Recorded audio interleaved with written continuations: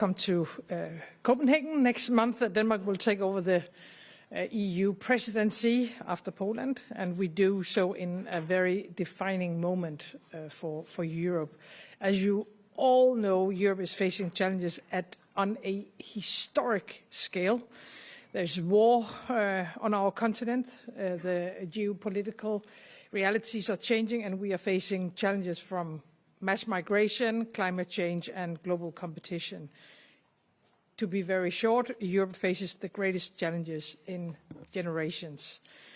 The last decade has showed us that the EU is capable of unity and collective action when it matters the most, especially when it comes to addressing the pandemic, COVID-19, energy crisis, and the war against Ukraine from Russia.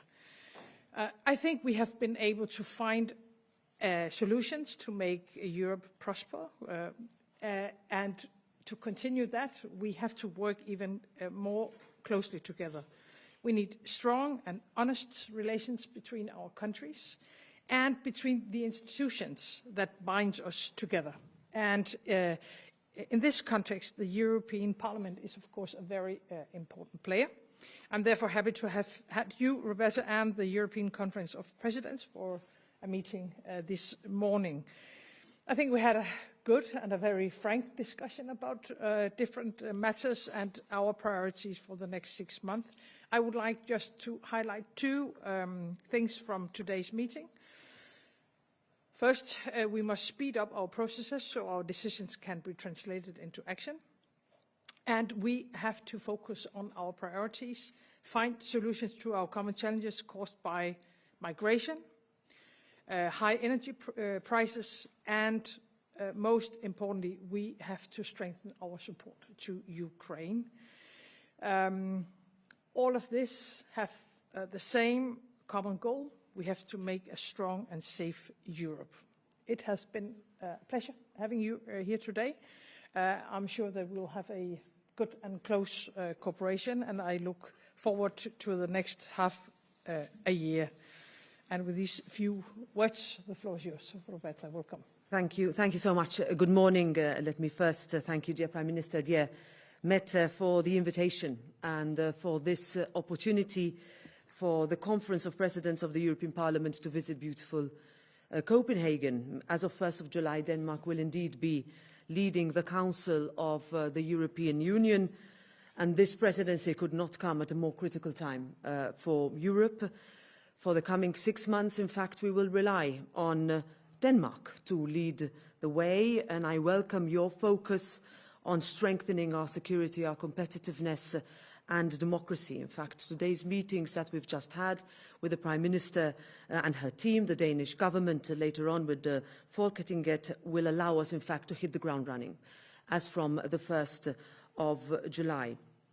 I'm also here to do my bit to help reconnect European decision-making with the people of Denmark, to bring the Parliament closer to the citizens who voted for their Danish members of the European Parliament last June. They are those we represent, and I know that this is very important also for Denmark. In more general terms, in these uncertain times, we need a stronger Europe and we need a safer Europe, just as we need a smarter and a faster one.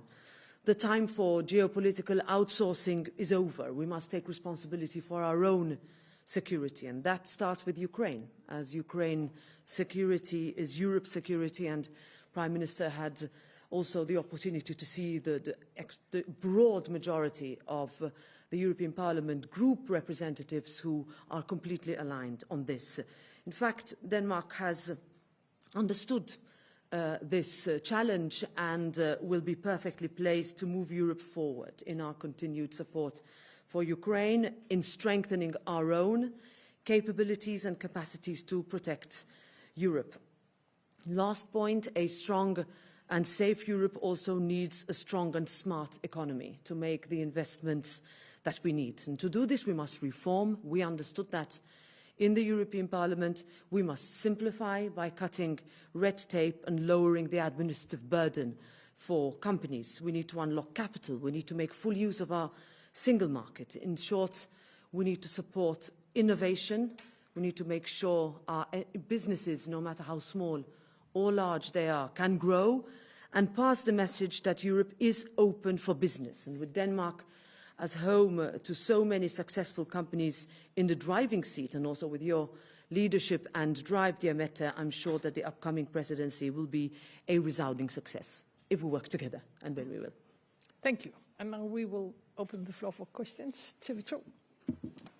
Mette Frederiksen, you're not telling the Danes how they are going to pay for the rising defense cost. Is it because you don't know how? I will answer in Danish because this is a more internal affair. Vi følger faktisk den proces, vi har besluttet os for fra starten, kan man sige, i den her del af oprustningen af det danske forsvar. Vi ønsker, at Danmark skal kunne forsvare sig selv. Vi ønsker, at kampkraften skal op. Derfor har vi givet den meget klare besked til forsvarschefen. Køb, køb, køb. Vi har lavet en accelerationsfond. Den er finansieret i år og næste år. Og de afledte driftsudgifter, der følger i de kommende år. Og det har vi kunne gøre primært fordi, at dansk økonomi er stærk, og fordi vi vokser. Så har vi sagt meget klart til vores allierede, at vi selvfølgelig har tænkt os at leve op til de mål, som jeg forventer, vi beslutter på Haag-topmødet i NATO om få uger. Det vil kræve yderligere bevillinger til dansk forsvar, ligesom vi jo er forpligtet i forhold til Arktis og det høje nord. Når vi kender omfanget af vores styrkemål, når vi har truffet en principbeslutning i NATO omkring nye procentsatser, så vil vi selvfølgelig fremlægge den økonomi, der skal understøtte det. Men det er, kan man sige, den proces, vi har valgt, og som vi synes er den rigtige som regering. Jamen, du sagde så også i går, at du er klar til at gå op på de her 5%, hvis man 3,5 og 1,5. Så hvis det bliver det, så kender vi jo godt regningen nu. Er det ikke omvendt rækkefølge at sige ja til en regning, uden vi ved, hvordan den skal betales? Nej, det er det ikke. Og det kan meget vel være, at den regning kommer til at se anderledes ud, fordi vi jo fortsætter i gang med en genopretning af dansk forsvar, og vi har nogle helt særlige forpligtelser med kongeriget Danmark i forhold til Arktis og det høje nord. Så vi er stadigvæk i gang med, sammen med forsvarschefen, og danne os et overblik over, hvordan dansk forsvar skal se ud i de kommende år. Jeg tror ikke, der er nogen danskere, der er i tvivl om, at den her regering har tænkt sig at løfte opgaven, og i lighed med alle andre politiske prioriteter kommer vi selvfølgelig også til at finansiere det, så det kan man være helt rolig i forhold til. Danish Radio. Can I ask both of you to comment on the latest development in Gaza, where again and again we see that the distribution of aid ends up in chaos, violence, death. Your comment, and maybe specifically your comment towards Israel. So on this, the European Parliament has been extremely clear from day one when we asked for a permanent ceasefire, the release of hostages, and increasingly importantly now, the allowing of aids to go in. The situation in Gaza is catastrophic. We have children, women and men dying every day. And we, as the #1 contributor of humanitarian aid, should be asking where is that aid going and how is it going to get to the people who need it the most. We also need to continue working, no matter how difficult it is, towards a two-state solution. And it is in that context, and here I'm sure in the Council there's also a debate as to what we do next, how we ensure that we have safety and security for all the people in the region. I don't really have a lot to add because I totally agree that the situation on the ground is terrible and we need aid immediately to enter Gaza. We need a ceasefire to ensure that, and we need, of course, all the hostages to be freed. And then we have to push our partners in Israel to take care of especially the civilians, of course, in Gaza, and to find a way forward when it comes to a two-state solution. But the situation is, as you said, it's terrible, and we need all kinds of humanitarian aid to enter Gaza immediately. But EU citizens might be asking themselves if the EU could do more towards Israel. Well, at the moment, there is, as you know, a review of the association agreement. There are ministers for foreign affairs that have asked. It is in that context that the relationship will be assessed and that the discussions will take place. We have never shied away from asking the questions. We will not shy away, and where we see that human lives, innocent human lives, civilians are being indiscriminately bombed, we will be the first ones to speak and the first ones to condemn. My question is for the President. It seems that the Union is having trouble agreeing on a new climate target. Should it be 90%, should it not? Can you comment on why it is that we at this time are having difficulties agreeing on a new climate target? Is it because the ambitions are being lowered? And where do you stand? Do you think that a 90% target is the right way? So this is a discussion, as you say, which is quite, I would say, not emotional in the European Parliament, but is driven by many factors. Which country you represent, the societal fabric, in other words, the priorities of the immediate place where you live, where you see, for example, in some countries that security is the #1 concern. In other countries, housing is the #1 concern. In other countries, immediate employment is the #1 concern. I would say that across the board, if you put these three together, that's what we were asked to deliver with the elections that took place in June last year. All of this, however, and I'm convinced and will remain convinced, is that we cannot, perhaps we didn't do it enough before, remove or disseparate, uncouple the economy from the environment. And I think for many years we did. In other words, we would talk about economic growth, we would talk about investment, we would talk about competitiveness, and then we would talk in parallel, as though it was another different subject, environmental targets. We realized last June that it is no longer possible. If we don't, as the pro-European, I would say, majority in the European Parliament, continue to push for those targets to be met, while at the same time addressing the key concerns for those countries where, for example, the poverty gap is increasing, then we will not manage to answer our citizens' questions. So it will be a big discussion. It is against the background also of some governments having completely changed position from last mandate to another, but I am convinced that that ambition will remain in the European Parliament and will push for it. Yes, and another topic, this next term is likely to be a lot about the debt problem, the debt solutions, how we as a union are going to solve the debt challenges in front of us from the COVID crisis. How do you propose that we solve the debt issues the next term? So we also had a chance to discuss the forthcoming negotiations on the multi-annual financial framework, where we agree that we need to be more agile, we need to be more flexible, and we need to be more adaptable.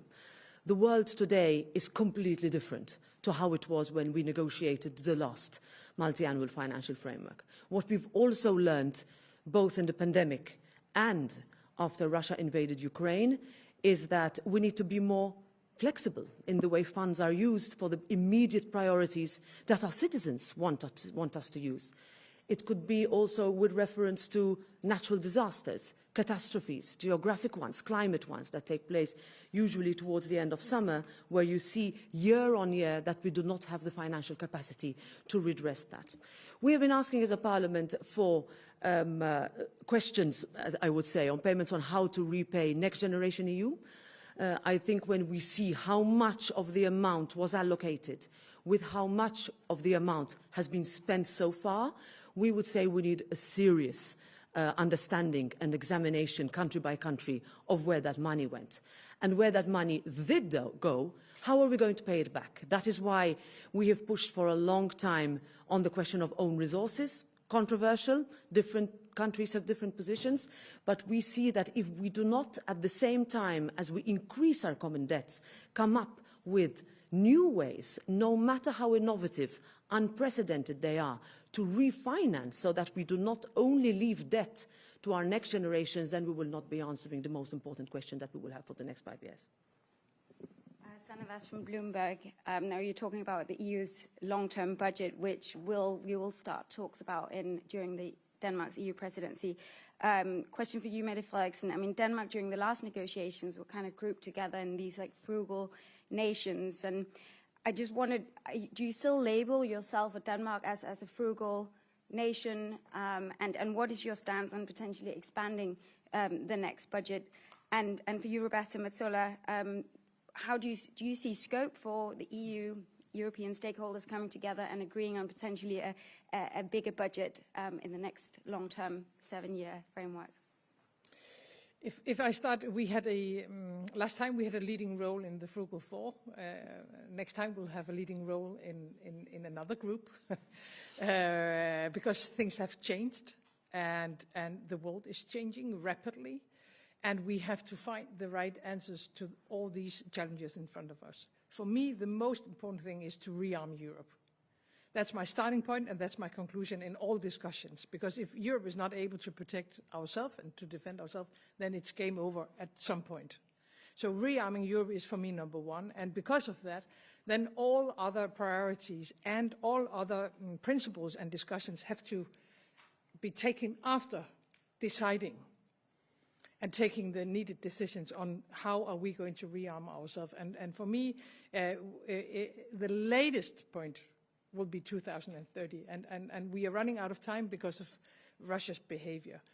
So because of Russia's behavior, because of all the threats against Europe and a very uncertain situation for Europe and a very insecure world, then we need a new budget and we need a new profile on the budget. I totally agree that when we're talking about the budget, we need to think more flexible, because if you think back, all of you in this room, what happened, 7 years ago, no one in this room would have, the ability to think about the 7 years that we have witnessed and try to imagine what will happen in the next 7 years. So flexibility is, of course, one thing, but first of all, and most important, we need a budget that gives the answers to the priorities we have in the Council, in the Parliament, in the European political leadership. We, as Danes, we will always be tough in the negotiations on the budget. We don't want money to be spent on nothing that is not necessary for Europe. So we will be tough, but being a part of the Frugal Four is no longer the right place for us. So I think we share the ambition of responding to the realities of today. I think the one responsibility we all collectively have, whether we are in the Parliament or in the Council or currently in the Commission, hopefully drafting the latest version until we get it in the middle of July, the first proposal. Traditionally, the Parliament has started quite far away from the Council for different reasons. There is a lot of focus on programmes.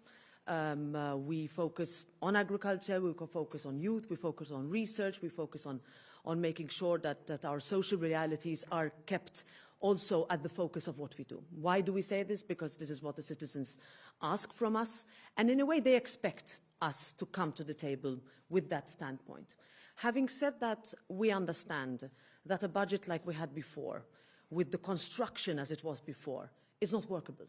We realized this immediately when we needed to redivert funds for the pandemic, create new funds, create new borrowing capacities, agree on unprecedented own resources. We can discuss the success of those or not in a different situation, but we did it. And we also did that for the review of the current multi-annual financial framework. What we would not want is that we put everything in one or two programs and forget everything else. So this is where we will need to come at a compromise. I agree with the Prime Minister that we should not wait until the last moment. The last thing our citizens want is instability and unpredictability. I think we owe it to them to be clear in what we want and to be clear in what we can achieve. Our team is set. It is made up of extremely experienced negotiators who are also involved in negotiating the annual budget with the other institutions. So I am convinced we can reach an agreement that we can sell, that is deliverable, but does also not let go of the most important priorities, concerns, and if that is security, if that is competitiveness, it has to be there at the very core of it. Okay, last question. President METSOLA, I'm a little curious. It comes with the job. We're taking over at a very, very difficult time.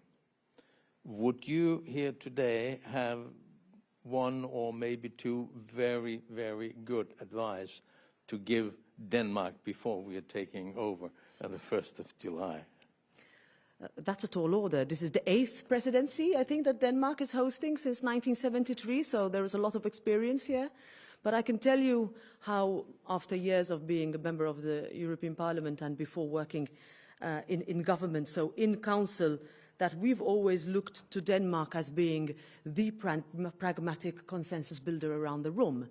And since I've been president, having worked alongside Mette in many meetings over the years, that is exactly what we have seen, that is what I'm sure we will get, and that is what will be the most results-oriented when you compare what is a successful presidency and a less successful presidency. I have no doubt that this will be a successful one because it will be results-oriented, and that I can turn that into an advice, but I don't think Mette needs that. Thank you, all of you.